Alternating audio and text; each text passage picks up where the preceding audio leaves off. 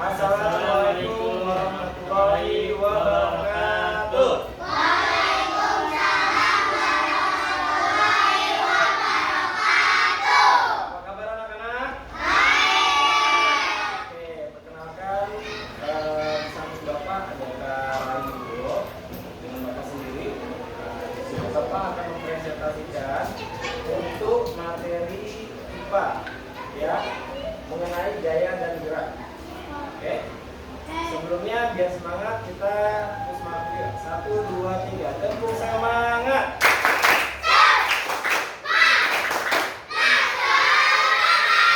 Oke, sudah siap untuk menyimak dan mendengarkan? Siap. Oke, silakan. Boleh dari saya dulu, Kak Rai. Oke, baik anak-anak. Untuk materinya adalah IPA, ilmu pengetahuan alam. Yes.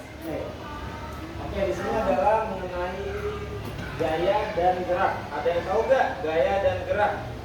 Ada yang tahu? Ada yang mungkin gaya atau gerak?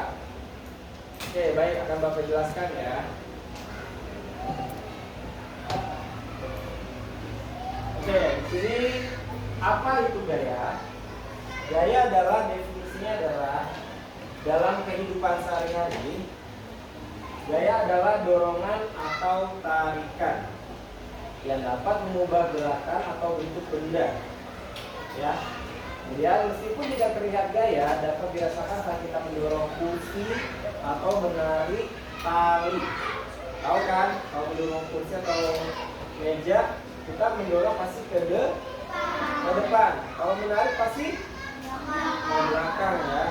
Oke, kemudian gaya yang diberikan pada benda dapat menyebabkan perubahan gerak benda. Gaya dapat membuat benda pertama mulai atau berhenti bergerak. 2. Makin cepat atau makin lambat, tergantung dari cara melakukannya. Oke, kemudian 3 adalah perubahan arah. Misalnya nih, kita ambil contoh.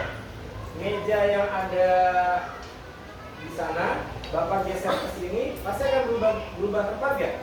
Berubah tempat ya. Oke, bisa ke kiri atau ke kanan? Nah, oke, berikutnya pengaruh gaya terhadap benda. Nah, seperti yang ada di gambar nih. Mendorong, sebelah sana ada ya, mendorong kursi. Menggerakkan kursi dengan gaya mendorong. Kemudian ada gaya menarik tali dengan gaya tarik. Seperti contohnya, ada yang tahu nggak apa? Tarik tambang. Good. Seperti lomba tarik tambang, layangan. Bisa ditarik juga, tapi kalau layangan bisa tarik ulur ya. Tapi bisa ditarik juga. Itu namanya gaya tarik. Oke, kemudian mengubah bentuk kertas dengan gaya. Ada yang tahu nggak mengubah bentuk dalam kertas apa contohnya? Membuat pesawatan ya. Atau yang lain. Seperti halnya kalian menggunakan kertas origami. Sampai sini ada yang mau ditanyakan nggak mengenai gaya dorong, menarik dan mengubah? Tidak, kita lanjut ya. Berikutnya ada pengaruh gaya pada benda. Yang pertama seperti sama kayak tadi ya, tadi mendorong. Tapi di sini gambarnya adalah mendorong benda akan mengubah posisi dan arahnya. Seperti yang tadi Bapak contohkan. Misalnya, Bapak ini meja nih ya. Langsung kita praktekkan aja ya. Misalnya kalau mendorong dari depan, berubah tempat ya? Berubah ya. Oke, atau dari depan ke belakang atau ke samping. Misalnya Bapak taruh di sini, Bapak dorong ke sana. Posisinya berubah nggak? Berubah ya. Oke, kemudian berikan dulu mejanya. Terima kasih. Oke, kemudian gaya menarik. Nah, menarik di sini adalah menarik benda yang juga mempengaruhi pergerakan dari lokasinya. Kalau kalian belanja ke supermarket, pernah kan bawa troli yang ada rodanya, ya kan? Nah itu kan biasanya kita bisa begini kan, narik gitu kan, tangan satu, ya kan? Atau bisa juga didorong sebenarnya, ya? Itu bisa ditarik, ya?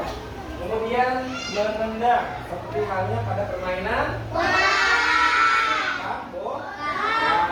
Menendang dapat memulai gerakan dan mengubah arah. Kenapa dapat mengubah arah? Kenapa sebabnya? Karena bolanya diapakan? Ditendang. Berarti dia akan berpindah arah dari satu tempat ke tempat lain. Oke, kemudian mengulangi. Mengulangi itu seperti contohnya, misalnya kalian kalau di rumah nih, misalkan pada saat akan menjelang hari raya, biasanya ibu kalian membuat apa? Kue.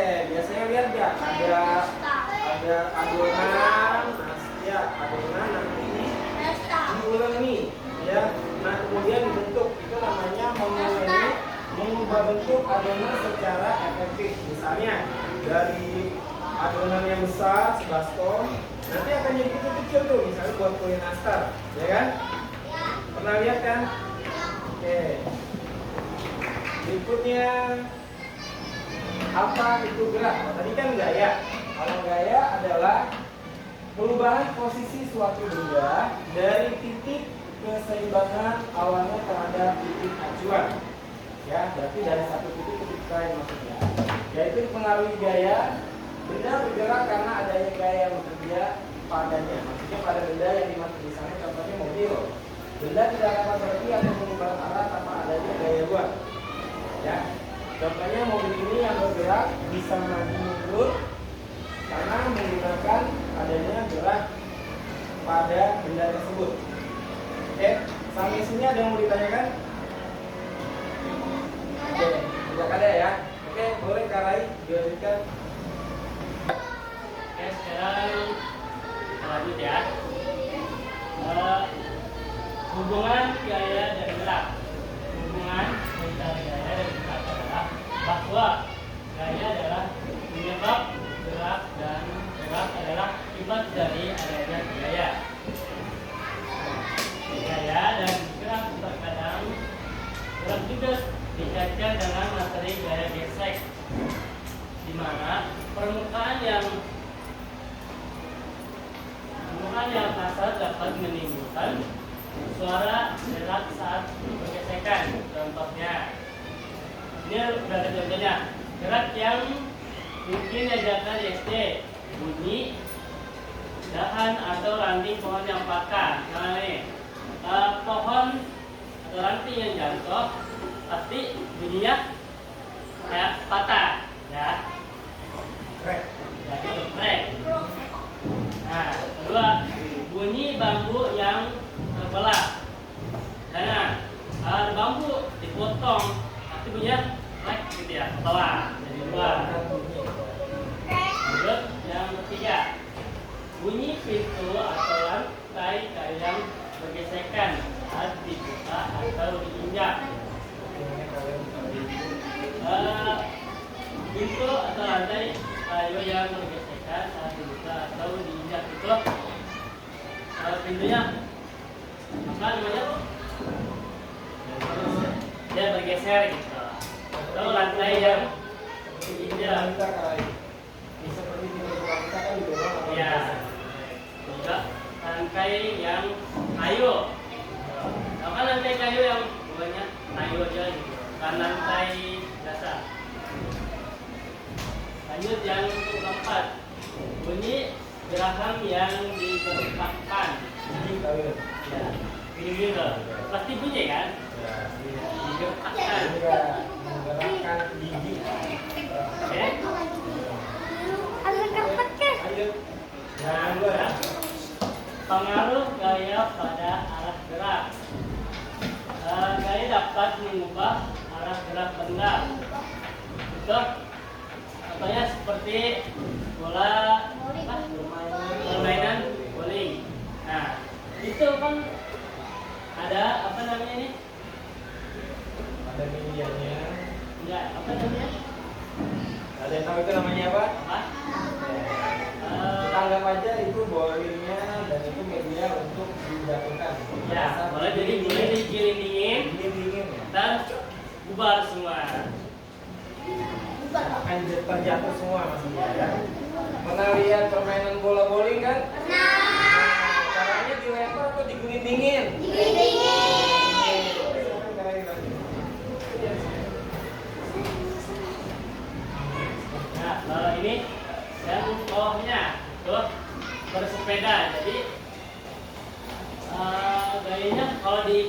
kita goes, jadi semakin kencang. Gitu. Nah, wis. Kamu menentang bola, sepak yang diam dan bola mulai berguling ke depan. Kemudian bola itu jatuh ke area berlumpur dan melambat sampai berhenti. Mengapa bola berhenti ketika jatuh? Pertanyaannya, kenapa kalau bola ditendang ke arah lumpur dia berhenti? Ada bisa jawab nggak? Ya bisa. Apa? Lumpurnya basah.